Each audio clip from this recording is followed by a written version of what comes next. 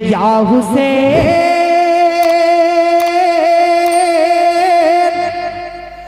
अस्सलाम, या हुसैन अस्सलाम, ला इलाहा इल्लल्लाहु मुहम्मादुर रसूलुल्लाह। এই কালিমার প্রেমে হুসেন কাটিয়ে দিলে আপন গলা। ইয়া হুসেন আসসালাম, ইয়া হুসেন আসসালাম। জোরে বলেন। বাবাজি মিল্লাত ইসলামিয়া ইমাম হোসেন রাদিয়াল্লাহু তাআলা আনহু পৃথিবীর মধ্যে বেরাদার 4 হিজরি 5ই শাবান পৃথিবীর মধ্যে জন্মগ্রহণ করলেন। একদম বেরাদার নবীর প্রিয় হিসাবে নবীর বরাদার মিল্লাত ইসলামিয়া আজকে অনেক আদরের হয়ে জন্ম নিলেন। বেরাদার আপনাদেরকে বলতে চাই, পৃথিবীর মধ্যে ইমাম হোসেন জন্ম হবার আগে ইমাম হোসেন সম্পর্কে আমার নবীজি আগেই সুসংবাদ দিয়ে দিয়েছিলেন। আপনার ছেলে হবে না মেয়ে হবে, ছেলে হবে না মেয়ে হবে তো দূরের কথা, বাচ্চা হবে কি হবে না এ গ্যারান্টি কেউ দিতে পারবে না। বাবাজি অনেক যুবক ভাই আপনারা রয়েছেন, হতে পারে অনেকের বিয়ে হয়নি। এবার বলুন তো বেরাদার, এখান থেকে একজনের নাম নিন বেরাদার যিনার এখনো পর্যন্ত বিয়ে হয়নি। আপনি কি তাকে বলতে পারবেন ভাই তোমার বিয়ে হবে, বিয়ের পর তোমার প্রথম সন্তান পুত্র সন্তান হবে বা প্রথম সন্তান কন্যা সন্তান হবে, এই গ্যারান্টি কি আপনি দিতে পারবেন? জোরে বলেন, পারবেন? এই গ্যারান্টি কেউ দিতে পারবে না। বিয়ের আগে তার বিবাহর পর তার সন্তান আগে পূর্বে প্রথমে পুত্র সন্তান হবে না কন্যা সন্তান হবে, এই গ্যারান্টি দিতে পারবেন না। হতে পারে বাচ্চাও জন্ম না নিতে পারে, পুত্র কন্যা কিছুই জন্ম না নিতে পারে। এখন তো মেয়েদেরকে প্রায় সৃষ্ট হচ্ছে বেরাদার, যার কারণে অনেকের বাচ্চা হয় না। ও মুআজ্জাজ জামাইনে কিরাম, কিন্তু আমার আপনার নবীজি সাল্লাল্লাহু তাআলা আলাইহি ওয়াসাল্লাম ইমাম হোসেনের জন্মের আগে তিনার পৃথিবীতে আসার আগে বহু আগে বেরাদার নবীজি পৃথিবীর মধ্যে বেরাদার জগৎবাসীদেরকে জানিয়ে দিয়েছিলেন যে মা ফাতিমার গর্ভ থেকে ইমাম হোসেন নামক একজন সন্তান জন্ম নেবে। এটা কিভাবে আমার নবী বুঝতে পারলেন, কিভাবে নবী বুঝতে পারলেন এবং কেনই বা বললেন যে পৃথিবীর মধ্যে মা ফাতেমার গর্ভ থেকে একজন পুত্র সন্তান জন্ম নেবে এবং তার নাম হবে হোসেন। নবীজি এটা আপনি কি করে জানতে পারলেন? নবীজি এটা কি করে বুঝতে পারলেন? এবার আপনাদেরকে একটা কথা শোনাই বেরাদার, গত রাত্রিতে আপনাকে বলেছিলাম বেরাদার আমার আপনার নবীজির বাপকে ধরে বাপকে ধরে বেরাদার 3 জন ব্যক্তি ঈমান এনেছিলেন। হযরতে আব্দুল মুত্তালিবের সন্তান হচ্ছে টোটাল 12টা। আমার নবীজির বাপ হচ্ছে হযরতে আব্দুল মুত্তালিবের ছেলে। নবীজি সাল্লাল্লাহু তাআলা আলাইহি ওয়াসাল্লামের চাচা বাবারা হচ্ছে 12 ভাই। 12 ভাই আমি আপনাদেরকে বলেছিলাম আমার নবীজির চাচা বাবাদের মধ্যে 12 ভাই রয়েছে। এই 12 ভাইয়ের মধ্যে 3 ভাই শুধু ঈমান এনেছিলেন। একজনের নাম হযরতে আমির হামজা, আরেকজনের নাম হযরতে বেরাদার আব্বাস রাদিয়াল্লাহু তাআলা আনহু, আর আরেকজনের নাম হযরতে আব্দুল্লাহ যিনার সন্তান হচ্ছে মুহাম্মাদুর রাসূলুল্লাহ। নবীর চাচা বাবারা কয়জন বললাম? ভুলে গেলে 12। কত গো? জীবনে খালি শুনবেনই না কিছু বলবেন মাঝে মধ্যে বলেন। যদি বলেন যে হুজুর আমি শুনবো কিছু বলবো না, তাহলে শোনাবো বলতে বলবো। আর যদি বলেন হুজুর কিছু বলবো আপনি বলতে বললে তাহলে বলুন যে আমার নবীর চাচা বাবারা কয়জন? 12 জন। কয়জন ঈমান এনেছিলেন টোটাল 12 জনের মধ্যে? 3 জন। বেরাদার মিল্লাত ইসলামিয়া নবীজির একটা চাচার নাম বলে দিচ্ছি যিনি পৃথিবীর মধ্যে ঈমান উন্নয়ন করেছিলেন, ঈমান এনেছিলেন। তার নাম হচ্ছে হযরতে আব্বাস রাদিয়াল্লাহু তাআলা আনহু। হযরতে আব্বাস রাদিয়াল্লাহু তাআলা আনহু বিশাল বড় কোরআনের তাফসীর কারক ছিলেন, বিশাল বড় কোরআনের পণ্ডিত ছিলেন, বিশাল বড় কোরআনের জ্ঞানী ব্যক্তি ছিলেন, কোরআনের পাণ্ডিত্য অর্জনকারী ছিলেন। বাবাজি হযরতে আব্বাস রাদিয়াল্লাহু তাআলা আনহু এত বড় কোরআনের জ্ঞানী পণ্ডিত ব্যক্তি ছিল যে তিনার যদি কিছু হারিয়ে যেত তো যেখানে হারাতো ওখানে খোঁজ করতেন না, কোরআন থেকে তিনারা হারিয়ে যাওয়া বস্তু খোঁজ করে বার করে নিতে। জোরে বলে। আপনার যদি একটা মোবাইল হারিয়ে যায় এই জালসা শুনতে এসে, তো আপনি কি কুরআনে মোবাইল খুঁজবেন না ময়দানে এসে মোবাইল খুঁজবেন? জোরে বলে। ময়দানে এসে জালসা তোলাতে এসে মোবাইল খুঁজবেন। আপনার যদি গরু পশু কোনো হারিয়ে যায় মাঠে, তাহলে মাঠে খোঁজ করবে না কুরআনে খোঁজ করবেন যে আমার গরু কোরআনের মধ্যে কোন জায়গায় হারিয়েছে দেখি? মাঠে খোঁজ করবেন। কিন্তু মনে রাখবেন মুআজ্জাজ, আল্লাহর কুরআন 30 পারা বিশিষ্ট কুরআন, 114টি সূরা বিশিষ্ট কুরআন। ছোট কিতাব মনে করতেছেন যে বাড়ির তাকে রাখা রয়েছে, ছোট কিতাব না, এত বড় কিতাব যে আল্লাহ রাব্বুল আলামিন বলতেছে ওয়া নাযালনা আলাইকাল কিতাব তিবিয়ানান লিকুল্লি শাই। পৃথিবীর শুরু থেকে শেষ পর্যন্ত যা কিছু হয়েছে, হচ্ছে, হবে, সব কিছু কুরআনের মধ্যেই ভরা রয়েছে। জোরে বলে। কুল্লু সাগীরিন ওয়া কাবীরিন মুস্তাতর। ছোট বড় ক্ষুদ্র বৃহত্তম সব কিছুই কুরআনের মধ্যে ভরা রয়েছে। এমন কি আপনার জন্ম কত সালে এটাও কুরআনে আছে, মৃত্যু কত সালে হবে এটাও কুরআনে রয়েছে, কি কোথায় হচ্ছে সব কিছু, আকাশের এরোপ্লেন রকেট, দুনিয়ার মধ্যে কি হবে, এমন কি গাড়ি বাড়ি সব কিছু কুরআনের মধ্যে রয়েছে। পার্থক্য এতটুকুই যে আমাদের জ্ঞান কম, বিদ্যা কম, ইলম কম, শিক্ষা কম, দীক্ষা কম, তার জন্য আমরা কুরআন থেকে বার করতে পারি না। কিন্তু যে যত বড় জ্ঞানী, যে যত বড় কুরআনের পণ্ডিত অর্জনকারী পণ্ডিত, তার জ্ঞান অনুযায়ী, তার পাণ্ডিত্য অনুযায়ী কুরআন থেকে রিসার্চ করে বার করে নিত। সরি বলে। কিন্তু আমার নবীর চাচা হযরত আব্বাস রাদিয়াল্লাহু তাআলা আনহু, তিনি এত বড় জ্ঞানী ব্যক্তি ছিলেন যে তিনার একদিন ঘরের পুষা ঘোড়ার একটা গলার হার পাট্টা হারিয়ে যায়। আপনাদের গরুর ছাগলের গলায় পাট্টা দড়ি রশি বাঁধা থাকে কি, তাই না? কি বলেন, দুপাট্টা হোক, পাট্টা হোক, হার হোক, দড়ি হোক, যাই হোক, এটা হযরত আব্বাস নবীর চাচার হারিয়ে গিয়েছে। তিনার পুষানি একটা উটের ঘোড়া, তিনার একটা ঘরের ঘোড়া হোক বা উট, এই উটের বা ঘোড়ার গলার হার বা পাট্টা হারিয়ে যায় মরুভূমি এলাকায়। এখনো যদি আপনি চাকরি করতে চান আরবের মধ্যে, স্যাটদের যারা ধনী ব্যক্তি, আরবের ব্যক্তিদের যারা মুআজ্জাজ বড় বড় স্যাট, তাদের যদি উট বাকরি দুম্বা চড়াতে চান, তো এও চাকরি আপনি পাবেন আরবের মধ্যে। আছে কিনা? বাংলাদেশের অধিকাংশ বাংলাদেশি ব্যক্তিরা যারা আরবের মধ্যে যায় এবং আরবের বড় বড় স্যাটদের, বড় বড় ধনী ব্যক্তিদের উট চড়ায় আর তাদেরকে রিয়াল দেয়, টাকা দেয়, ডিলার দেয়। জোরে বলুন সুবহানাল্লাহ। তো মুআজ্জাজ হযরতে আব্দুল্লাহ ইবনে আব্বাস নবীর চাচার তার ঘরের উটের গলার পাট্টা হারিয়ে যায়। তো উনার যেখানে পাট্টা হারিয়ে গেছে ময়দানে, মাঠে, সেখানে তিনাকে খোঁজ করা উচিত। তো তিনি সেখানে না খোঁজ করে কোরআনকে গবেষণা করতে লাগলেন যে সবকিছুই যখন কোরআনে আছে, তখন আমার ঘরের ঘোড়া বা উটের পাট্টাটা কোথায় হারিয়ে গেছে এটাও নিশ্চয়ই কোরআনে থাকবে। তিনি কোরআনকে রিসার্চ করতে করতে করতে করতে বাস্তবিক কোরআন থেকে বার করে নিলেন যে তার ঘোড়া বা উটের গলার পাট্টাটা অমুক জায়গায় পড়ে রয়েছে। জোরে বলুন সুবহানাল্লাহ। কত বড় জ্ঞানী বিদ্যান ব্যক্তি, শিক্ষাশীল দীক্ষাশীল ব্যক্তি, যে কোরআন থেকে কোনো জিনিস হারিয়ে গেলে তিনি বার করে নিলেন। জোরে বলেন সুবহানাল্লাহ।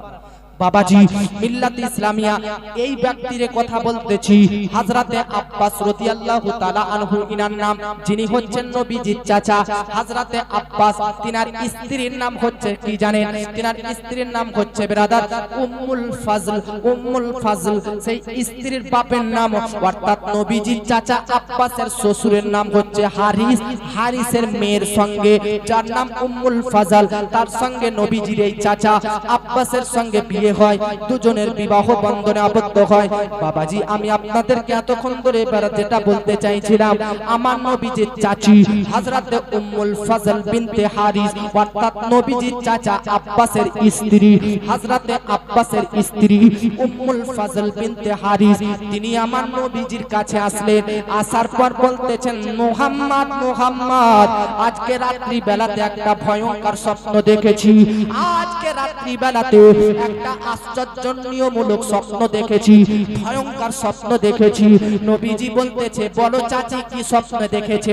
চাচি কিন্তু নবীজির সম্মুখে ভয়ে স্বপ্নটা ব্যক্ত করতে পারছে না, স্বপ্নটা বর্ণনা করতে পারছে না। আমার নবীজি বলতেছে, চাচি কোনো সমস্যা নেই, কোনো প্রবলেম নেই, আপনি আপনার স্বপ্নের কথাটা বলুন। আপনি স্বপ্নের মধ্যে রাত্রি বেলাতে ঘুমন্ত কালে স্বপ্নের মধ্যে কি দেখেছেন আপনি আমাকে খুলে বলতে পারেন? বিনা দ্বিধায় নির্ভয়ে বিনা টেনশনে নো প্রবলেম, কোনো সমস্যা নাই। আপনার স্বপ্নের কথাটা আমাকে খুলে বলুন। নবীজির চাচি ভয় করতেছেন, কারণ ভয়ঙ্কর স্বপ্ন বেরাদার। নবীকে বলা, নবীকে বলতে একটু মুআজ্জাজ জামাইনে কেরাম নিজেকে বিরত রাখতে চাইছে। নবীজি বলতেছেন, আমি নবীজি সমস্ত সৃষ্টি জগতের জন্য রহমত হয়ে পৃথিবীর মধ্যে এসেছি। তুমি তোমার স্বপ্নের কথা বলো, আমি তোমার স্বপ্নের ব্যাখ্যা করে দিতে পারি। নবীজি চাচি বলতেছে, নবী গো, ইয়া রাসূলুল্লাহ, ইয়া হাবিবাল্লাহ, আমি স্বপ্নের মধ্যে দেখলাম আপনার দেহ থেকে, আপনার শরীর থেকে, নবী গো, আপনার স্বপ্ন দেখলাম আপনার শরীর থেকে, আপনার দেহ থেকে এক টুকরো এক অংশ মাংস কেটে আমার কোলে রাখা হয়েছে। স্বপ্নে কি দেখলেন? নবীর চাচি স্বপ্নে কি দেখলেন? নবীর শরীরের এক টুকরো মাংস কেটে চাচি বলতেছে আমার কোলে রাখা হলো। ভয়ঙ্কর স্বপ্ন কিনা? যে নবী, আপনার শরীর, আপনার দেহ, আপনার বডির কিছু মাংস কেটে আমার কোলে, আমার আঁচলে রাখা হলো। আমার নবীজি চাচির কথা, চাচির স্বপ্নের কথা শুনে মুচকি মুচকি হাসতে লাগলেন, আনন্দিত হলেন, খুশি হলেন। আমার নবীজি বলতেছে, চাচি এই স্বপ্ন দেখেছো, এই স্বপ্ন দেখাতে তুমি আমার সম্মুখে বলতে ভয় করতেছিলে। জানো চাচি এই স্বপ্নের ব্যাখ্যাটা কি, এই স্বপ্নের তাবিরটা কি? নবীজি চাচি বলতেছে, বলো ভাতিজা, এই স্বপ্নের তাবিরটা কি, এই স্বপ্নের ব্যাখ্যাটা কি? আমার নবীজি বলতেছে, চাচি উম্মুল ফাজল বিনতে হারিস, ওগো চাচি, এই স্বপ্নের ব্যাখ্যা হচ্ছে এটাই, আমার কলিজার টুকরা, আমার জানের টুকরা বেটি মা ফাতেমার আজকে গর্ভ থেকে একজন সন্তান জন্ম নেবে, তার নাম হবে হুসাইন, আর সেই সন্তানকে তোমার কোলে রাখা হবে। এটাই তুমি স্বপ্নের মধ্যে আমার শরীর থেকে কেটে যাওয়া মাংসর পিণ্ড তোমার কোলে রাখা হয়ে গেছে। ও চাচি, এই স্বপ্নের ব্যাখ্যা হচ্ছে এটাই, কিছু দিনের মধ্যে বা কিছু মাসের মধ্যে আমার জানের টুকরা, কলেজার টুকরা চারটি মেয়ের মধ্যে একটা মেয়ে মা ফাতিমা জাহরার গর্ভ থেকে হুসেন জন্ম নিবে এবং তাকে সর্বপ্রথম তোমার কোলেই রাখা হবে। হযরতে উম্মুল ফাজল বিনতে হারিস তিনিও আনন্দ পেলেন, খুশি পেলেন যে মা ফাতিমার পেট থেকে সন্তান জন্ম নেবে, তার নাম হবে হুসাইন, অত্যন্ত মুআজ্জাজ সামাইনে কেরাম আদরের সন্তান, তাকে আমার কোলে দেয়া হবে। বাস্তবেই মুআজ্জাজ সামাইনে কেরাম মা ফাতেমার গর্ভ থেকে 4 হিজরি শাবান মাসের 5 তারিখে আমার হুসাইন জন্মগ্রহণ করলেন। গতকালকে আপনাকে বলেছিলাম ইমাম হুসেনের নাম যে হুসেন রাখা হয়েছে, ইমাম হুসেনের নাম যে হুসাইন রাখা হয়েছে, এটা কেন রাখা হয়েছে? পৃথিবীর মধ্যে একজন নবী ছিলেন, ওর নাম হচ্ছে হযরতে হারুন আলাইহিস সালাম। নবীর নাম কি? হযরতে হারুন আলাইহিস সালাম। তিনার দুটো বেটা ছিল। হারুন আলাইহিস সালামের দুটো বেটার নাম ছিল সাব্বির, আর আরেকটা বেটার নাম হচ্ছে সাব্বার। একজনের নাম সাব্বির, একজনের নাম সাব্বার। তিনার যুগে হারুন আলাইহিস সালাম, তিনার বেটা, তিনারা সব সুরিয়ানি ভাষাতে কথা বলতো। কি ভাষাতে ভাই? সুরিয়ানি ভাষাতে। তাই সুরিয়ানিতে সাব্বির এবং সাব্বার, সাব্বির এবং সাব্বার এই দুইটা নাম সুরিয়ানি ভাষা। এই দুইটা নামকে যদি আরবি ভাষাতে ট্রান্সলেট করা যায় তো হয়ে যাবে সাব্বির সাব্বার সুরিয়ানি ভাষা, আরবিতে বললে হবে হুসেন এবং হাসান। জোরে বলি সুবহানাল্লাহ। আমার নবী বলতেছেন হারুন আলাইহিস সালামের দুটো বেটার নামে আমার দুটো নাতির নাম রাখলাম, একটার নাম হুসেন আর আরেকটা নাম রাখলাম হাসান। আমি বলেছিলাম যে আরবের মধ্যে কোন সন্তানের নাম আমার নবী ইমাম হোসেন ও হাসানের নাম রাখার আগে কেউ তাদের নাম রাখেনি, তাদের সন্তানদের। আরবের মধ্যে কেউ তাদের সন্তানদের নাম হাসান হোসেন রাখেনি। সর্বপ্রথম আমার নবী হুসেন এবং হাসানই নাম রাখলেন। জোরে বলেন। আমার নবী বললেন আল হাসানু ওয়াল হুসাইনু ইসমানে মিনাল জান্নাত। হাসান এবং হুসেন এই নাম দুটি হচ্ছে জান্নাতি দুটি নামের মধ্যে নাম। জোরে বলে হাসান হোসেন, এই দুইটি নাম জান্নাতি নাম। আমার নবী বলতেছে আল হাসাইনু আল হাসানু ওয়াল হুসাইনু সাইয়্যিদি শাবাবি আহলি জান্নাত। আমার হাসান এবং হুসেন হচ্ছে জান্নাতি যুবকদের, নওজওয়ানদের সরদার এবং লিডার। জোরে বলে যুবক ভাইরা, জান্নাতের মধ্যে ইমাম হুসেন এবং হাসান কাদের সরদার হবে, কাদের লিডার হবে, কাদের মাথার মুকুট হবে, মাথার তাজ হবে? যুবকদের না বৃদ্ধদের? জোরে বলেন। এখন অনেক বৃদ্ধ ব্যক্তিরা এখানে বসে রয়েছে, বয়স্ক বাপজিরা বলবে হুজুর আমরা বয়স হয়ে গেছি বলে আমাদের কোনো কি মর্যাদা নেই, কোনো ফজিলত নেই? জান্নাতের মধ্যে ইমাম হোসেন হাসান যুবকদের সরদার হবে, আমরা বৃদ্ধদের সরদার হবে না হুজুর? প্রশ্ন করতে পারেন না, ভাবতে পারেন। শুনেন আব্বাজান, বৃদ্ধ ব্যক্তিরা আপনাদেরকে বলে দিই, পৃথিবীর মধ্যে এমন কোন বৈজ্ঞানিক, এমন কোন সায়েন্টিস্ট, এমন কোন ডাক্তারের নাম আপনি বলতে পারবেন যে ডাক্তার এমন ওষুধ তৈরি করেছে যে ওষুধ যদি কেউ খায় তো 90 বছরের বৃদ্ধ ব্যক্তি 30 বছরের যুবক হয়ে যাবে? আছে এমন কোন ডাক্তার?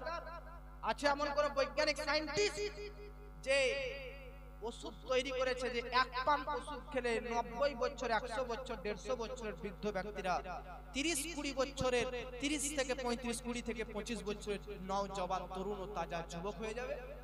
তাহলে আমার বৃদ্ধ ব্যক্তিদেরকে বলেন ওনারা এখনই যাবে আর ওষুধ কিনে এনে যুবক হতে চাইবে নাকি গো বাপজি? কারণ সব বৃদ্ধ ব্যক্তিদের মনের আশা যদি আবার যুবক কালে ফিরে যাওয়া যায় তাহলে খুবই আনন্দ হবে। আমাদের যুগের যৌবনকালে ততটা ফুর্তি আনন্দ পায়নি যতটা এখনকার যুবক ছেলেরা আনন্দ ফুর্তি করে নাকি? এই জন্য বৃদ্ধ ব্যক্তিরা যদি এই রকম ওষুধের নাম শুনে যে কোন সায়েন্টিস্ট, ডক্টর, বৈজ্ঞানিক, সেটা পৃথিবীর যে প্রান্তেই হোক না কেন, যদি এমন ওষুধ তৈরি করা হয় যে 90 বছর থেকে 30 বছরে ফিরে আসা হয়, তাহলে যতই জমি জায়গা থাকুক সব বিক্রি করে আগে ওষুধ খাবে এরা। বাবাজি মিল্লাত ইসলামী আপনাদেরকে বলতে চাই, পৃথিবীর মধ্যে এমন কোন ডক্টর, সায়েন্টিস্ট, বৈজ্ঞানিক তৈরি হয়নি যে 90 বছরের বৃদ্ধ ব্যক্তিকে 30 থেকে 33 বছরের যুবকে পরিণত করতে পারবে। এমন কোন ডক্টর তৈরি হয়নি যে বেরাদার 100 বছরের বৃদ্ধ ব্যক্তিকে নওজওয়ান যুবক, 20 থেকে 25 বছরের যুবক করতে পারবে। কিয়ামত পর্যন্ত পৃথিবীর মধ্যে এমন কোন ডাক্তার তৈরি হবে না, বৈজ্ঞানিক এমন কোন তৈরি হবে না যে এমন ওষুধ তৈরি করবে যেটা বৃদ্ধ থেকে যুবক কালে ফিরে আনা যায়। এমন কোন পৃথিবীর মধ্যে ওষুধ তৈরি করতে পারবে না। কিন্তু আপনাদেরকে একটা কথা বলি, জান্নাতি হবার চেষ্টা করুন, জান্নাতি হবার চেষ্টা করুন, জান্নাতের আমল করার চেষ্টা করুন। বাবাজি মিল্লাত ইসলামিয়া কেন বলতেছি জান্নাতি হবার চেষ্টা করুন?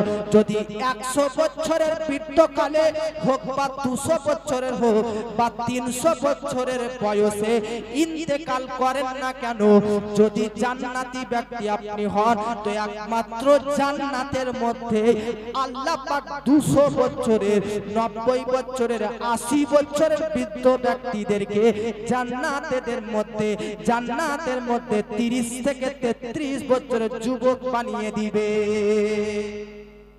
জোরে বলেন মা বোনরা, আপনারাও শুনলেন। যতই আপনাদের বয়স 80-90 বছর হয়ে গেছে, দাঁত ভেঙে গেছে, গোশ খেতে পারেন না, যতই দাঁত নাই, কিন্তু মনে রাখবেন জান্নাতের মধ্যে সব দাঁত আবার তরুণ ও তাজা হয়ে যাবে। জান্নাতের মধ্যে যে যতই বয়স্ক অবস্থায় মারা যাক না কেন, সবাইকে জান্নাতের মধ্যে কত বছর করা হবে? 30 থেকে 33 বছরের যুবক। কত বছর? জান্নাতের বয়স কত হবে? 30 থেকে 33। আপনি যদি 100 বছরেও মারা যান তাহলে 30 থেকে 33 এর যুবতী আপনাকে করা হবে আর 30 থেকে 33 এর যুবক আপনাকে করা হবে। এইজন্য আল্লাহর নবী বলতেছে সাইয়্যিদি শাবাবি আহলিল জান্নাত, হাসান হুসেন হচ্ছে জান্নাতি যুবকদের সরদার। এইজন্য বৃদ্ধ ব্যক্তিদের আর টেনশন করার আপনাদের প্রয়োজন নেই। কেন? কারণ দুনিয়াতে আপনি বয়স্ক হতে পারেন, দুনিয়াতে আপনার বয়স হতে পারে, কিন্তু জান্নাতের মধ্যে আপনার বয়স এ বৃদ্ধকাল থাকবে না, বরং সবাইকে যতই বয়স্ক অবস্থায় ইন্তেকাল করুক না কেন সবাইকে 30 অথবা 33 বছরের যুবক করে আল্লাহ পাক জান্নাতি বানিয়ে দিবেন। মনে রাখবেন এই যে হাইট, আপনার হাইট আমার হাইট, কারো 5 ফুট, কারো 3 ফুট, কারো 4 ফুট, কারো 7 ফুট, এই হাইটও জান্নাতের মধ্যে থাকবে না। আল্লাহ পাক জান্নাতের মধ্যে প্রত্যেকটি জান্নাতি ব্যক্তিদের হাইট 60 হাত লম্বা করে দিবে। জোরে বলে কত হাত লম্বা করে দেবে? 60 হাত। অর্থাৎ আদম নবী যখন পৃথিবীর সর্বপ্রথম মানুষ এই দুনিয়াতে আসেন, তখন তিনার হাইট ছিল 60 হাত লম্বা। কত হাত? 60 হাত লম্বা। তাহলে আমাদের আদি পিতা ছিলেন 60 হাত লম্বা। তিনার সন্তান আমরা আস্তে আস্তে আস্তে আস্তে আস্তে আস্তে আস্তে আস্তে আস্তে আস্তে আস্তে 2 হাত 3 হাত 4 হাত হয়ে গেছে নাকি? কিন্তু আবার সেই আদম নবীরই মতন 60 হাতে ফিরে যাবেন, কিন্তু এই দুনিয়াতে নয়, জান্নাতি হন। জান্নাতে আল্লাহ প্রত্যেকটি বৃদ্ধকে 30 থেকে 33 যুবক আর 60 হাত লম্বা বানিয়ে দিবেন। জোরে বলে দুটো কথা হলো। 3 নম্বর, দাড়ি রাখেন ভাই, দাড়ি যুবকরা, দাড়ি আর ফ্যাশন মনে করে নয়, ফ্যাশন ভাবে নয়, স্টাইলিশ দাড়ি নয়। দাড়ি যদি রাখতে হয় তাহলে নবীর সুন্নতকে ফলো করে দাড়ি রাখুন। জোরে বলে আল্লাহ বলতেছেন দুনিয়াতে দাড়ি রাখার সিস্টেম রাখলাম, কিন্তু জান্নাতের মধ্যে কোনো ব্যক্তিদের দাড়ি থাকবে না। জোরে বলে কিন্তু কারা? যারা এই দুনিয়াতে দাড়ি রেখে নবীর সুন্নাত আদায় করবে, তাদের ওই জান্নাতের মধ্যে মুখে দাড়ি থাকবে না। অর্থাৎ জান্নাতি যারাই হবে বাবা, পৃথিবীর সব মানুষদের কারো মুখে দাড়ি থাকবে না। 6 জন মানুষের মুখে দাড়ি থাকবে। কয়জন মানুষের? পৃথিবীর লাখ কোটি নিযুত মিলিয়ন মিলিয়ন এত মানুষ আছে, শুরু থেকে স্টার্ট। যত জান্নাতি ব্যক্তি হবে, 3টা গুণ মনে রাখতেছেন। এক 30 থেকে 33 বছরের জান্নাতি যুবক হবেন, দ্বিতীয় 60 হাত লম্বা হবে, তৃতীয় মুখে কিন্তু দাড়ি থাকবে না। কিন্তু এই দুনিয়াতে দাড়ি রেখে নবীর সুন্নত আদায় করবেন, তবে এই দুনিয়াতে হবে না। কিন্তু এখনকার যুবকরা দাড়িকে শেভ করতেছে, ক্লিন করতেছে, এয়ারপোর্টের মতন চকচকে ঝকঝকে একদম মুআজ্জাজ গালকে সেভিং করে রাখতেছে। আপনাকে বলতে চাই, দাড়ি রাখুন।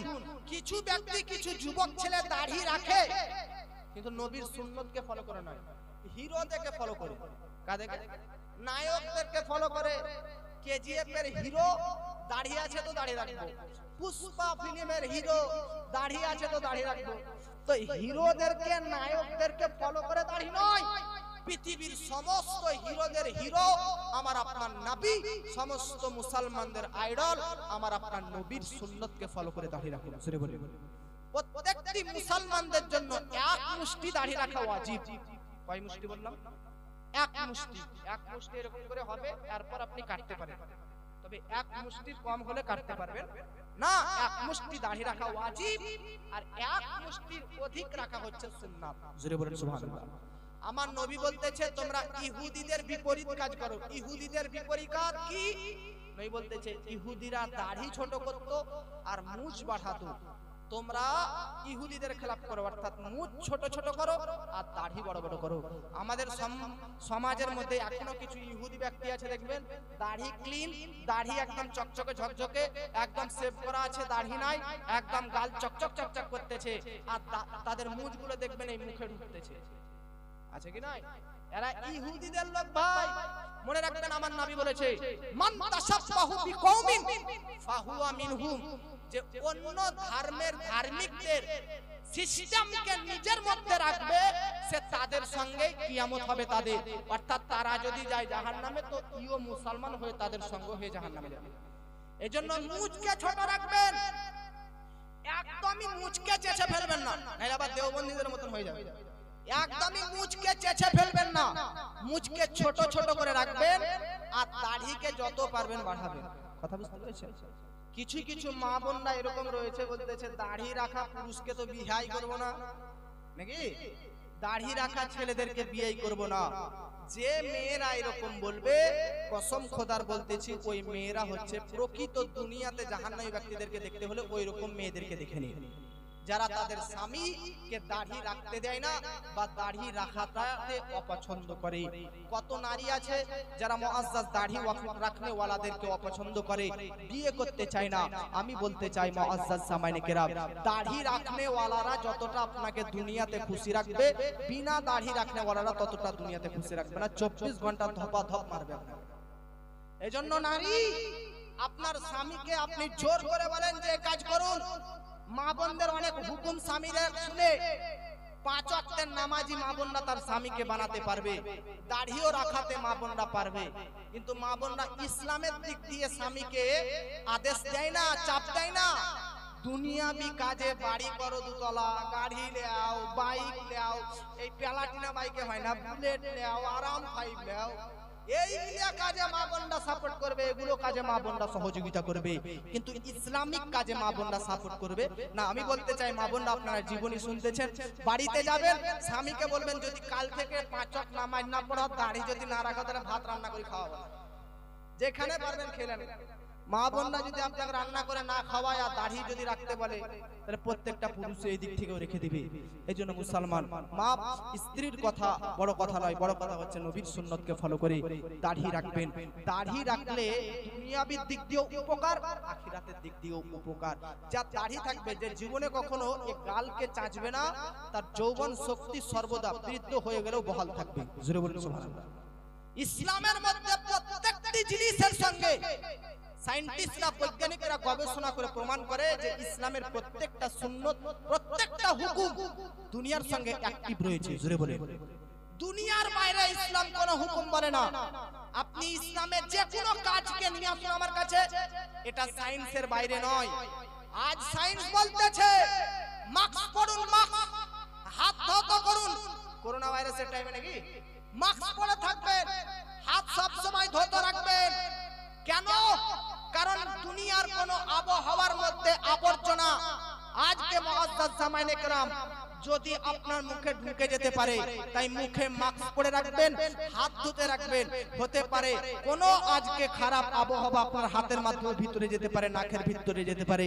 আমি বলতে চাই আজকে সায়েন্টিস্টরা মাস্ক পরিধান করার কথা বলতেছে, বারবার মুখ ধৌত করার কথা বলতেছে, হাত ধৌত করার কথা বলতেছে। আর 1400 বছর পূর্বে আল্লাহর নবী উযু করার জন্য প্রত্যেকটি নামাজি ব্যক্তিদেরকে 5 বার হুকুম করে দিয়েছে। জোরে বলে, 5 বার মুআজ্জাজ জামাইনে কেরাম 5 ওয়াক্তের নামাজে 5 বার উযু করলে আপনাকে কখনো করোনা ভাইরাস হতে পারবে না। এজন্য প্রত্যেকটি সিস্টেম ইসলামের সায়েন্টিস্ট বৈজ্ঞানিকদের সঙ্গে জড়িত, একটাও বাইরে নয়। দাড়ি রাখাটাও দুনিয়ার মধ্যে উপকারিতা রয়েছে। তো এবার আমি বলতেছিলাম জান্নাতের মধ্যে কোন মানুষের দাড়ি থাকবে? থাকবে বললাম না থাকবে না বললাম?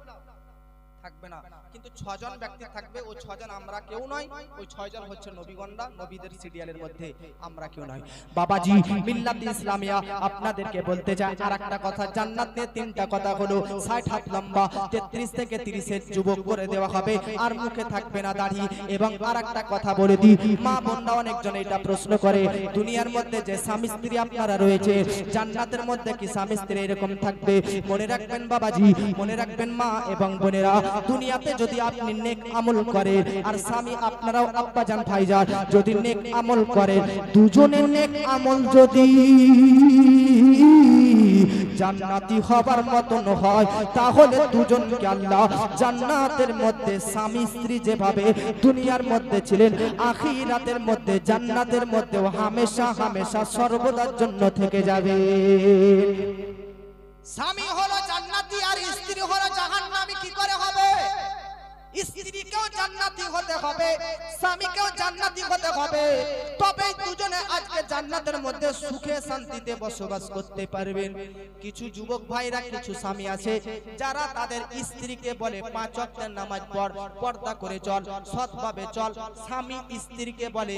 আর সেই স্বামীকে যদি দেখেন তো দেখবেন সে স্বামী মদ খায়, নেশা করে, তার নামাজ নাই, তার কোনো চলার ঢং রং নাই, সে অন্য মেয়েদের সঙ্গে টুষ্টি পুষ্টি করে, আর তার স্ত্রীকে পর্দা করার জন্য আদেশ করে।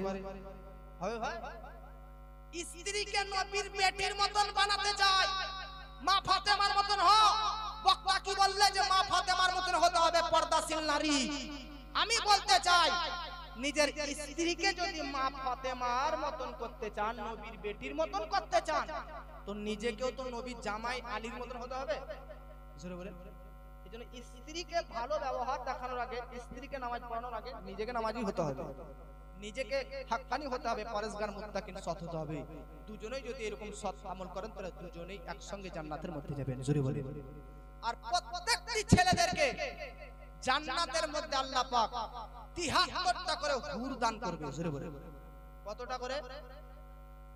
73টা, 73 হুর কি জিনিস মা বোন জানেন? হুর হচ্ছে এক জাতীয় নারী, নূরের তৈরি। আল্লাহ ওদেরকে মাটি পানি আগুন হাওয়া দিয়ে আপনারা তৈরি, কিন্তু ও হুরকে আল্লাহ পাক মাটি পানি হাওয়া আগুন দিয়ে নয়, নূর দিয়ে তৈরি করেছে। হুররা দেখতে এত সুন্দরী নারী, এত সুন্দরী, আকাশের মধ্যে যদি একবার ঝলক মারে তো সূর্যের আলো পর্যন্ত ঢেকে যাবে হুরের নূরের ফোকাসে। জোরে বলে জান্নাতি শুধু একবার হন আপনার সেবা করার জন্য, আপনার যত্ন করার জন্য 73টি নূরের তৈরি নারীকে আল্লাহ পাক আপনাকে খাদিমা হিসাবে দান করে দেবে। জোরে বলে প্রত্যেকটি যুবক বলবে আজ থেকে নামাজ পড়তে লাগবে, হুর পাবো নাকি? মনে রাখবেন, একজন স্ত্রী একজন মেয়ে এক জায়গায় এটা বলেছিলাম না, বলতেছে হুজুর, একটা মেয়ে বলতেছে এমন দোয়া করেন যেন আমার স্বামীকে যেন কোনো হুরে টাচ যেন না করতে পারে। কিছু কিছু মেয়ে এরকম আছে তার স্বামীকে অন্য মেয়ের দিকে তাকাতেই দেয় না, আছে কি? কিছু মেয়ে এত স্বামীকে ভালোবাসে, কোন মেয়ে যদি তাকায় তো তার মেয়ের দিকে তার স্ত্রী মজাজ খারাপ বলে থাকে। হ্যাঁ, কিছু কিছু মেয়ে আছে, এটা মেয়েদের চরম ভালোবাসা, তাদের প্রেম প্রীতি স্বামীর প্রতি এতটাই থাকা উচিত যে সে স্বামীকে যেন কোনো নারী না তাকাতে পারে আর সে স্বামীও কোনো নারীর দিকে না তাকায়। এটা নারীদের একটা ভালোবাসা। তাই এতটা ভালোবাসা রাখিয়েন না যে আপনি বলবেন আমাকে যে জান্নাতের মধ্যে যে আল্লাহ নূরের তৈরি নারী হুর দিবে, আল্লাহ ওগুলো যেন না দেয়, আমার সহ্য হবে না গো। আমি স্ত্রী হয়ে আমার স্বামীকে হুররা আসবে 73টা ঘিরে বসে থাকবে, আমার সহ্য হবে না। কোন নারী কোন স্ত্রীকে সহ্য করতে পারবে? দুনিয়াতে যদি একটা স্বামী একাধিক নারীর সঙ্গে অবৈধ সম্পর্ক রাখে তো তার স্ত্রীকে সহ্য করতে পারবে? পারবে না। কিন্তু জান্নাতের মধ্যে কি করি তো মুআজ্জাজ মনে রাখবেন মা বোনরা, জান্নাতের মধ্যে হুর নূরের তৈরি। আপনাদের আমাদের সমাজের নারীদের মতন বদমেজাজি লয় যে খারাপ হবে, ও নূর তো নূরের তৈরি, সেবা করবে, যত্ন করবে, আদর করবে, আপনারই করবে। আপনারা স্বামী স্ত্রী জান্নাতে থাকবেন, আপনাদের সব সময় যেটা হুকুম করবেন ওরা প্রস্তুত আপনার হুকুমকে মান্য করার জন্য। জোরে বলে এজন্য শুধু জান্নাতি হন, জান্নাতি হলে আল্লাহ পাক এই অফার গুলো দিবে। জান্নাতের মধ্যে সর্বপ্রথম খাবার কি দিবে? মাছের কলিজা। কি বললাম? জান্নাতের সর্বপ্রথম খাবার কি? মাছের কলিজা। কুরবানির গোশতের মধ্য থেকে, কুরবানির পশু জবাই করার পর থেকে সর্বপ্রথম কুরবানির পশু কোন অঙ্গটা খাওয়া সুন্নাত তো মনে রাখবেন, কুরবানির পশু থেকে সর্বপ্রথম কুরবানির পশুর কলিজা খাওয়াটা সুন্নাত। কি বললাম? কলিজা। এজন্য দুনিয়াতে যেমন এই সুন্নাতটা রয়েছে, জান্নাতের মধ্যে আল্লাহ সর্বপ্রথম জান্নাতি ব্যক্তিদেরকে মাছের কলিজা খাওয়া দাওয়া করাবে। জোরে বলে বাবাজি, জান্নাত সম্পর্কে এই 5টি কথা আপনাদেরকে জানিয়ে রাখলাম। এবার আসুন বেরাদানে মিল্লাত ইসলামিয়া, আমার নবীজি ইমাম হোসেন এবং হাসানকে কতটা ভালোবাসতেন যে বলতেছেন নবীজি যে ইমাম হাসান ও হোসেন হচ্ছে জান্নাতি যুবকদের সর্দার। আমার নবী বলতেছে যারা হোসেন হাসানকে মহব্বত করলো তারা আমার নবীকে মহব্বত করলো, যারা হোসেন হাসানের সঙ্গে দুশমনি করলো তারা আমি নবীর সঙ্গে দুশমনি করলো, যারা ইমাম হোসেনের সঙ্গে ভালো সম্পর্ক রাখলো তারা আমি নবীর সঙ্গে ভালো সম্পর্ক রাখলো। ও বাবাজি, ইমাম হোসেন এবং হাসানকে পৃথিবীর মধ্যে বেরাদার প্রত্যেকটি সাহাবায়ে কেরাম ভালোবাসতেন। নবীজি এত ভালোবাসতেন, এত ভালোবাসতেন, ইমাম হোসেনের কখনো কখনো লব দুটো আমার নবী চুষতেন। আমার নবীজি বলতেছেন জান্নাতি দুটি ফুল, জান্নাতি দুটি ফুল হচ্ছে হাসান এবং হোসেন, জান্নাতি দুটি ফুল আমার হোসেন এবং হুসাইন। নবীকে জিজ্ঞাসা করা হলো ইয়া রাসূলুল্লাহ, জান্নাতি ফুল হোসেন এবং হাসানকে কেন বলতেছো? আমার নবী বলতেছেন সাহাবা জানো না, ইমাম হোসেন এবং হাসানের শরীর থেকে জান্নাতের সুগন্ধ পাওয়া যায়। ইমাম হোসেন এবং হাসানের শরীর থেকে, শরীর পাটি থেকে জান্নাতি সুগন্ধি পাওয়া যেত। এত বরকতপূর্ণ তাদের শরীর, আপাত মস্তক। আমি তো আপনাদেরকে বললাম ইমাম হোসেন এবং হাসানের পা থেকে মাথা পর্যন্ত পুরোটাই কারাবাত। বাবাজি, ইমাম হোসেন বেরাদার তিনার মায়ের গর্ভে 6 মাস ছিলেন, 6 মাস পর তিনি পৃথিবীর মধ্যে এসেছে। আমি আপনাকে বলেছিলাম গতকালকে, পৃথিবীর মধ্যে কোনো মা তার পেটের মধ্যে 6 মাস সন্তান প্রসব দিতে পারে না। 9 মাসে দিবে, 10 মাসে দিবে, কিন্তু 6 মাসে কোনো বাচ্চা প্রসব হয় না। পৃথিবীর মধ্যে 2টি এমন বাচ্চা রয়েছে যে 2টি বাচ্চা মায়ের মায়ের পেটে 6 মাস ধরে ছিলেন। একটা হচ্ছে ইমাম হোসেন আর আরেকটা হচ্ছে হযরতে ইয়াহইয়া আলাইহিস সালাম। বাবাজি আগে শুনতে থাকো, ইমাম হোসেনকে হযরতে জিবরিল ফারিসরা পর্যন্ত ভালোবাসতো। আমার নবীজির সামনে ইমাম হাসান এবং হুসাইন 11 মাস 10 দিনের ছোট বড়, হাসান 11 মাস 10 দিনের বড়, হুসেন 11 মাস 10 দিনের। হাসান থেকে ছোট, ভাই ভাই অত্যন্ত মহব্বত ছিল। এখনকার মতন নয় যে ভাই ভাই ঝগড়া। আজকে তো সামান্য জমির জন্য ভাই ভাই জমির জন্য ঝগড়া করেন বিরাদার। ছোট ভাই বড় ভাইকে দেখে না, ছোট ভাই হয়েও বড় ভাইকে হাত তোলে, ছোট ভাই হয়েও বড়র ওপর বিরাদার আঘাত করে, ছোট ভাই হয়ে বড়র ভাইয়ের উপরে অ্যাটাক করে। বাবাজি কি এমন দুনিয়াতে বাস করতেছেন বিরাদার, কি এমন যুগ এলো দেখুন বিরাদার, যে ভাই ভাই পর্যন্ত লড়াই করতে হচ্ছে। পাড়ায় পাড়ায় লড়াই হবে, প্রতিবেশী প্রতিবেশী লড়াই হবে। যদিও ভাইটা মারা যায়, কিন্তু ভাই ভাই তো কখনো লড়াই হবার কথা নয়। ছোট ভাইরা বিরাদার নে মিল্লাত ইসলামিয়া বড় ভাইয়ের প্রতি আঘাত করে।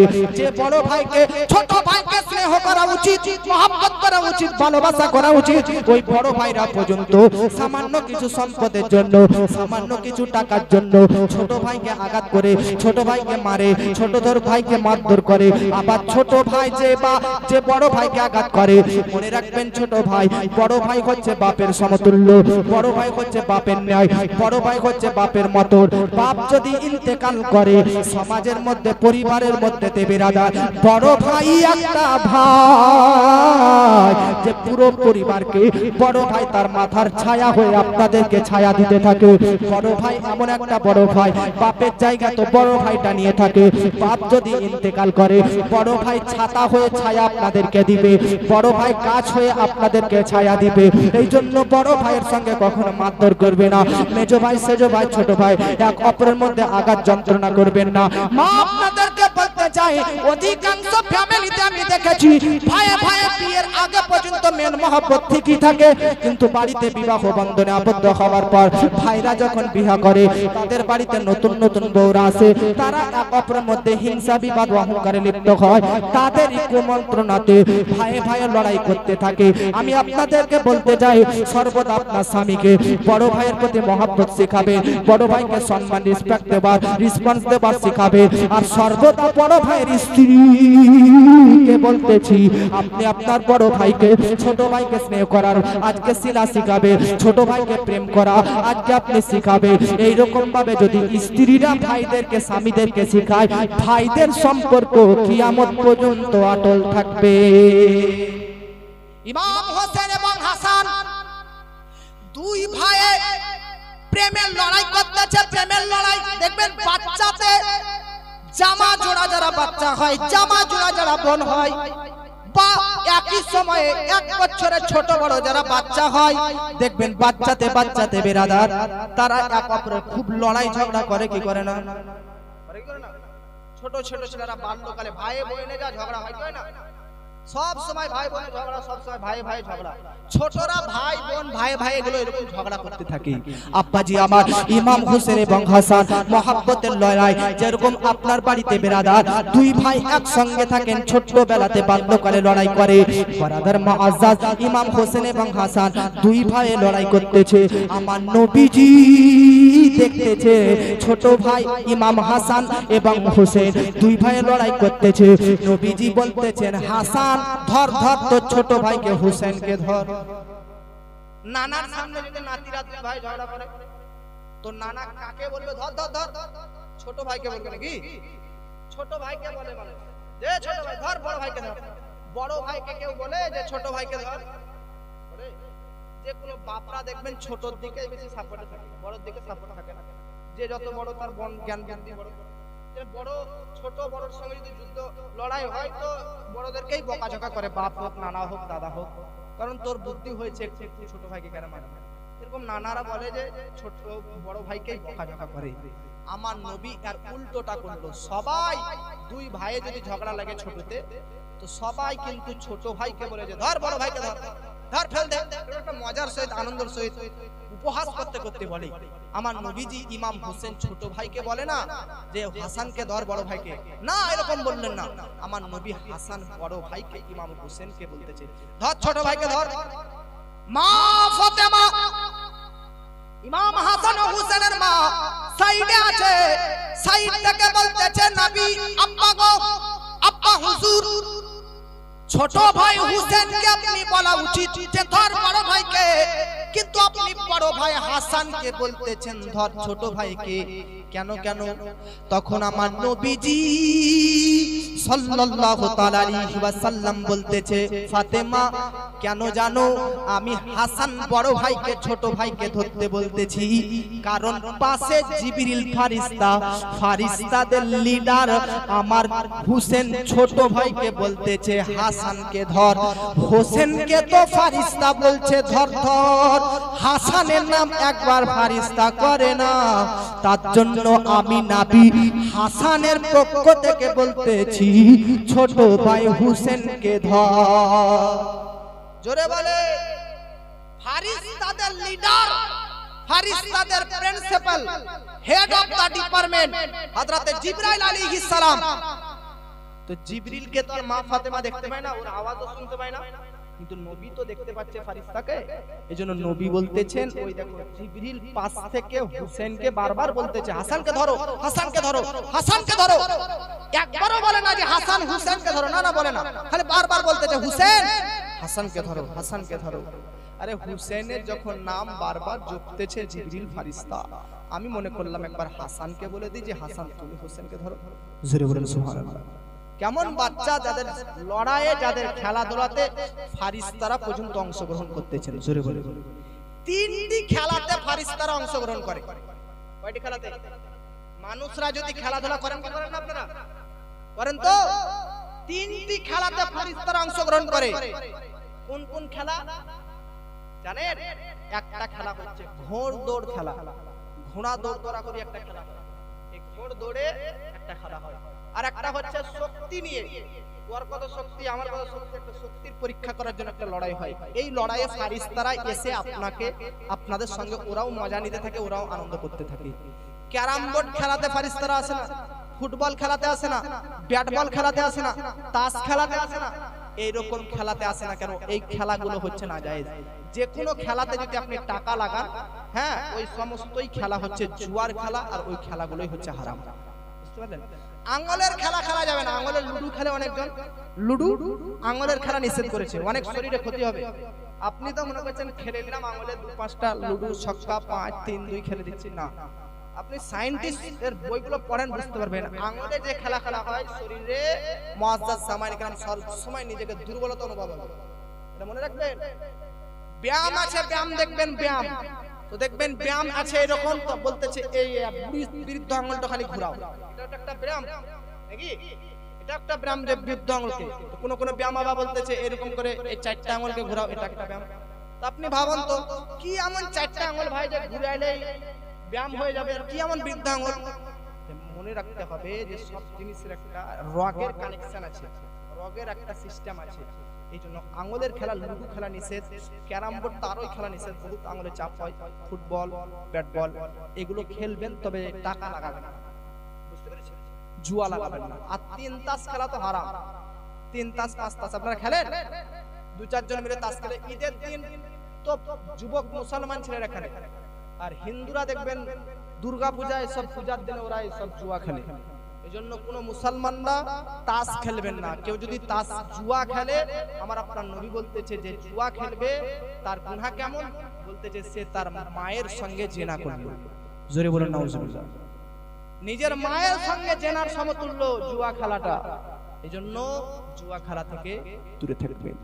বাবাজি মিল্লাতে ইসলামিয়া, তাহলে হাসান হোসেন কত প্যারা ছেলে, মহব্বতের ছেলে, যাদের সঙ্গে ফারিস্তাদের লিডার, ফারিস্তাদের প্রিন্সিপাল পর্যন্ত খেলাধুলা করতেন। জোরে বলেন। হাসান হোসেন এত মহব্বতের ছেলে, নবীজি বাড়িতে রয়েছেন, হঠাৎ করে একজন শিকারী ব্যক্তি যে শিকার করে, জঙ্গলের মধ্যে পশুদেরকে শিকার করে, এই রকম একজন ব্যক্তি আমার আপনার নবীর কাছে আসার পর বলতেছে, নবীজি আজকে একটা হরিণকে শিকার করেছি। হরিণ বুঝেন কিনা? হরিণ দেখেছেন? আমার নবীর দরবারে একজন শিকারী হরিণ শিকার করা হয়। দেখবেন এখনো সমাজের মধ্যে অনেক বেধর্মীরা পাখি শিকার করে নিয়ে যায় খাবার জন্য, নিয়ে যায় কি যায় না? তো তো নবীর যুগে এরকম শিকার করত, হরিণ শিকার করে একজন ব্যক্তি নিয়ে আসতো, নবীকে বলতেছে নবী আজকে এই হরিণ তো শিকার করেছি, আপনার দরবারে উপহার দিলাম, হাদিয়া দিলাম। আমার নবীজির দরবারে বেরাদার শিকারী একটা হরিণ নিয়ে আসলো নবীকে উপহার দেওয়ার জন্য, গিফট দেওয়ার জন্য। এমন সময়তে বেরাদার গুটি গুটি পায়ে নবীজির দরবারে ইমাম হুসেন রাদিয়াল্লাহু তাআলা হাঁটতে হাঁটতে দৌড়তে দৌড়তে দৌড়তে নবীর বাড়িতে আসে। নবীকে বলতেছে নানা কি ওটা? নবী বলতেছে ও নাতি নওয়াসা, এটা হচ্ছে হরিণ, হরিণের বাচ্চা। হরিণের বাচ্চাকে এই শিকারী শিকার করে এনে আমাকে উপহার শরীফ দিয়েছে। তো দেখবেন বাচ্চা ছেলেরা বাচ্চা ছাগলের বাচ্চাকে, গরুর বাচ্চাদেরকে দেখতে লাড়তে একটু পছন্দ করে নাকি? আমার ইমাম হুসাইন হরিণের বাচ্চা তো খুব সুন্দর হয় বেরাদার, হরিণের বাচ্চা খুব দেখতেও ভালো হয়। মেলাতে যাবেন দেখবেন অনেক দোকানে পর্যন্ত হরিণের আকৃতিতে ছোট ছোট জিনিস, ছোট ছোট বাচ্চার মতন হরিণও তৈরি করে বিক্রি করে না? ফলের তৈরি, মাটির তৈরি হরিণ বিক্রি করে। হরিণ দেখতে খুব সুন্দর না বাবাজি? ইমাম হুসেন হরিণের বাচ্চা দেখে খুব আনন্দ পেলেন, খুবই মুআজ্জাজ খুশি হলেন, খুবই মুআজ্জাজ তিনাকে হরিণের বাচ্চা দেখে ভালো লাগলো। আমার নবীকে বলতেছে ইমাম হুসাইন নানা গো আজকে আমাকে হরিণটা আমাকে দিয়ে দেন, আমি এই হরিণ নিয়ে খেলা করব, এই হরিণটা নিয়ে আমি বাড়িতে খেলাধুলা করব।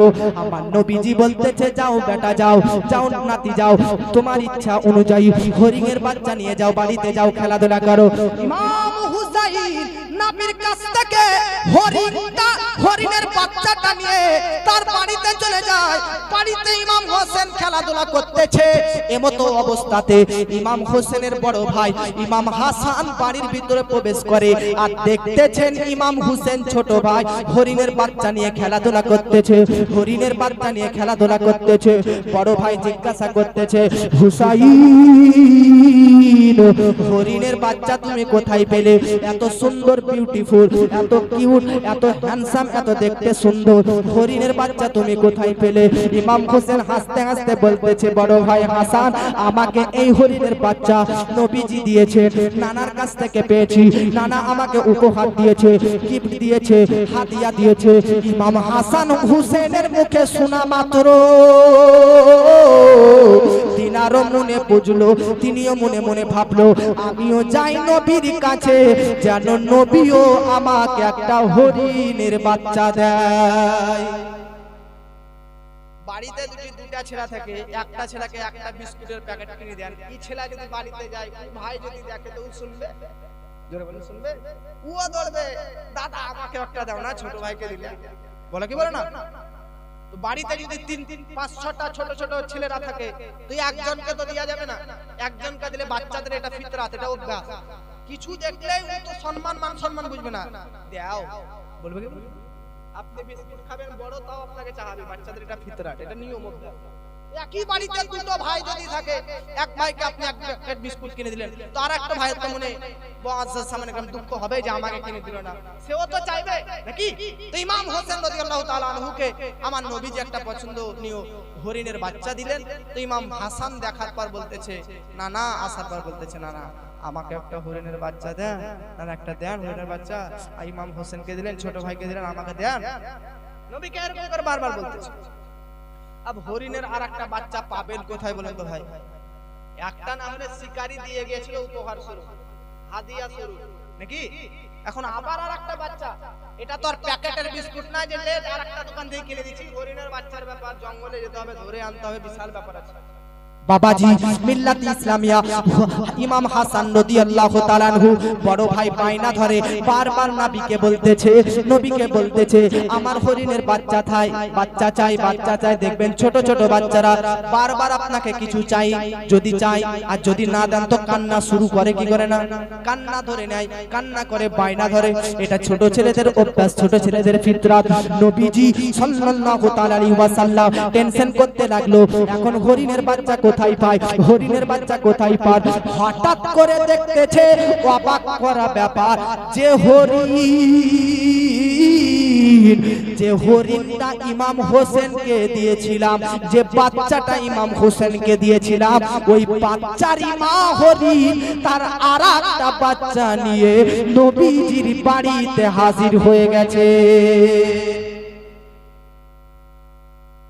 ইমাম হোসেনকে যে বাচ্চা হরিণটা দিয়েছিলেন নবী, সেই বাচ্চা হরিণের মা আরেকটা হরিণ, বড় হরিণ, মা হরিণ, তার আরেকটা বাচ্চা নিয়েছে নবীর দরবারে আসে। আর বাস্তব চিত্রে মানুষের মতন কথা বলতে আরম্ভ করলো। আমার নবীকে বলতেছেন, নবীজি আপনার বাড়িতে যখন আপনার নাতি হাসান বড় ভাই বড় নাতি যখন বাইনা ধরে হরিণের বাচ্চা চাই, হরিণের বাচ্চা চাই, তখন গায়েবী ভাবে জঙ্গলের মধ্যে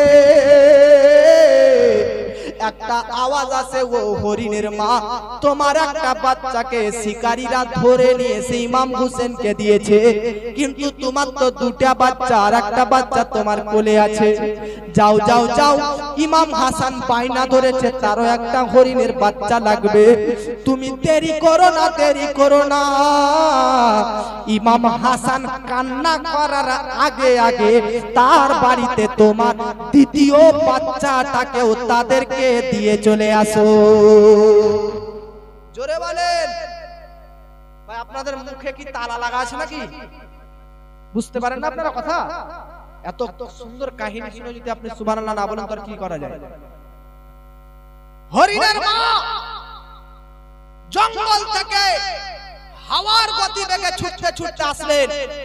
আসার পর আমার নবীকে বলতেছেন, একটা বাচ্চা তো শিকারী ধরে নিয়ে চলে গিয়েছিল, কিন্তু এই দ্বিতীয় বাচ্চাটা কোনো আকাশ থেকে আওয়াজ আসে যে যাও নবীকে দিয়ে আসো। নবীর আরেকটা নাতি, বড় নাতি হাসান বায়না ধরেছে, তার চোখের পানি ঝরার আগে বাচ্চাটা তার বাড়িতে দিয়ে আসো। এই জন্য হরিণের মা হুজুর সাল্লাল্লাহু আলাইহি ওয়াসাল্লামের বাড়িতে তার আরেকটা বাচ্চা নিয়ে এসে হাদিয়া বাচ্চাকে সমর্পণ করে দেন ইমাম হাসানের খুশির জন্য, আনন্দের জন্য। জোরে বলে কত তাহলে সেই বাচ্চা দুটো তা আল্লাহর প্রিয়, কত প্রিয়। জোরে বলে এত মহব্বতের ছেলে ইমাম হাসান এবং হুসেন, এত ভালোবাসার ছেলে, কিন্তু খুশির সময়ে, আনন্দের সময়ে হঠাৎ করে একটা দুঃখের কথা আমার আপনার নবীর কাছে পৌঁছে গেল। কি? আমার ইমাম হোসেন নবীর কোলে রয়েছে।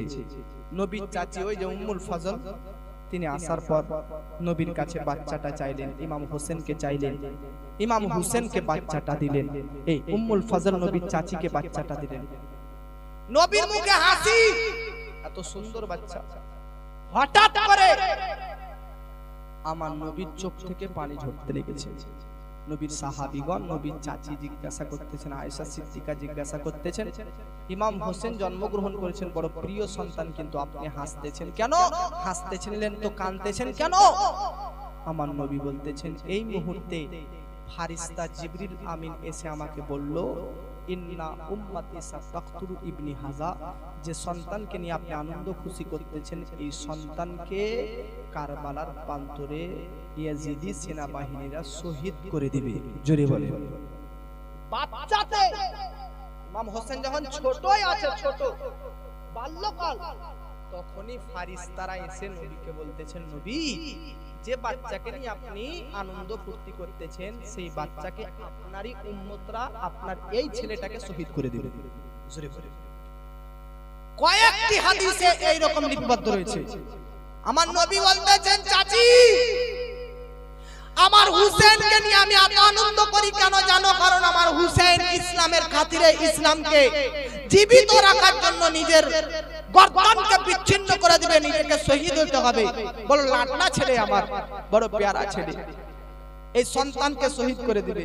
চাচি আমার হুসেনকে যেই জায়গাতে শহীদ করা হবে, তুমি যদি বলো তো আমি ওই জায়গাকার মাটি পর্যন্ত এনে দিতে পারি।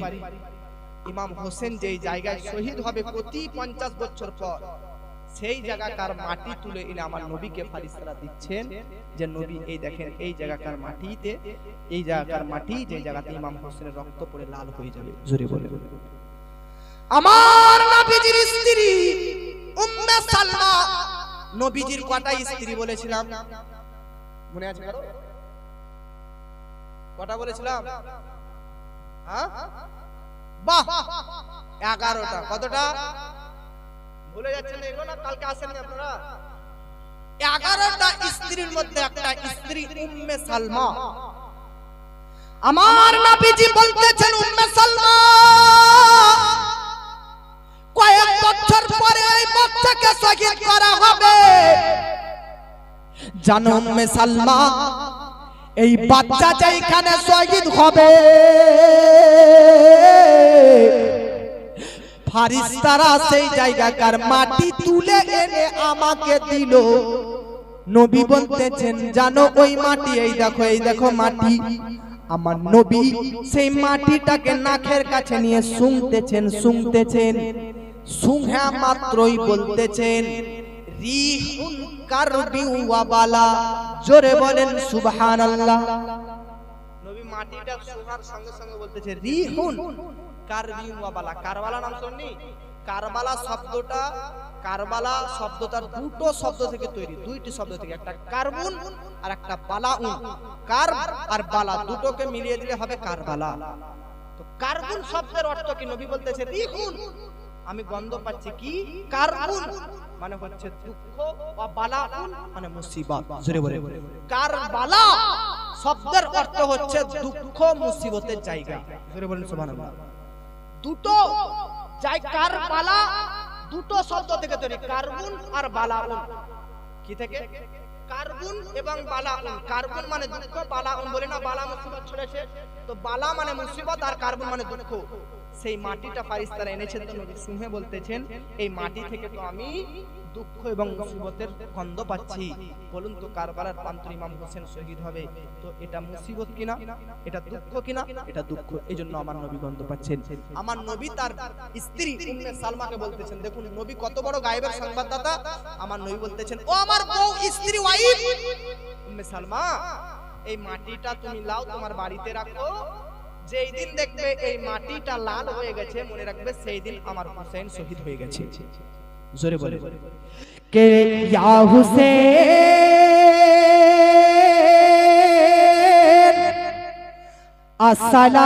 আসসালাম, ইয়া হুসেন আসসালাম, লা ইলাহা ইল্লাল্লাহু মুহাম্মাদুর রাসূলুল্লাহ। এই কালিমার প্রেমে হুসেন কাটিয়ে দিলেন আপন গলা। ইয়া হুসেন আসসালাম, ইয়া হুসেন আসসালাম। জোরে বলেন বাবাজি মিল্লাতে ইসলামিয়া 50 বছর পর ইমাম হোসেন কতি 55 বছর 56 57 বছর বয়সে শহীদ হবেন। আর নবীজি মানি ফারিস্তারা তানাকে বলে দিচ্ছে যে নবী ইনাকে শহীদ করা হবে। তাই আমার নবীজি সেই মাটিটা তার স্ত্রীকে দিলেন। ও উম্মে সালমা আমার স্ত্রী, এই মাটিটা যেই দিন লাল রঙে পরিণত হবে জেনে নিবে সেই দিন আমার হুসেনকে শহীদ করা হয়েছে। আচ্ছা একটা কথা বলেন তো,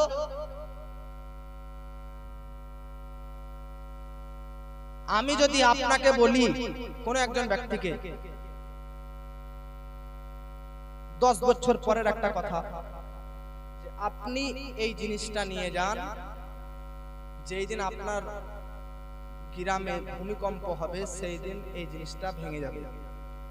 আচ্ছা বলেন তো কালকে আপনার মৃত্যু হতে পারে কিনা? হতে পারে কিনা?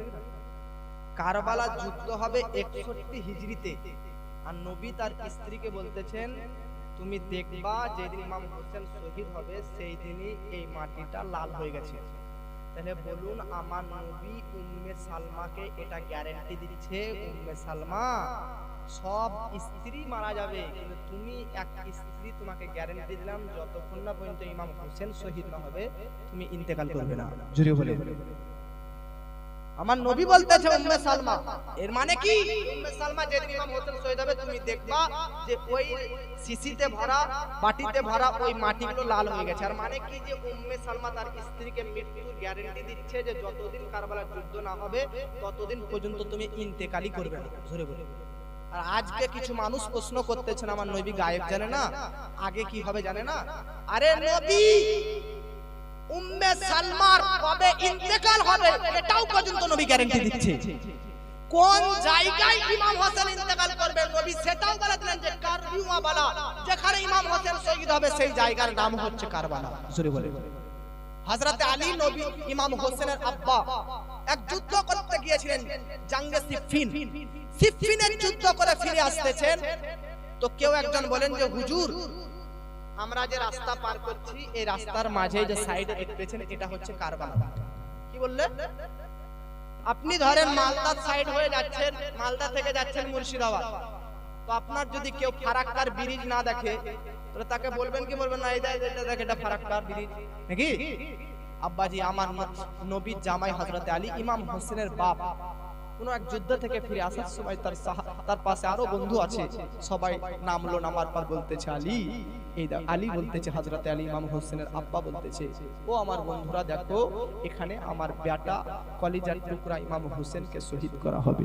সুরে বলে বাবাজি মিল্লাত ইসলামিয়া হযরত আলী রাদিয়াল্লাহু তাআলা আনহু ইমাম হোসেনের বাপ পর্যন্ত জানতেন যে ইমাম হোসেনকে কোন জায়গাতে শহীদ করা হবে।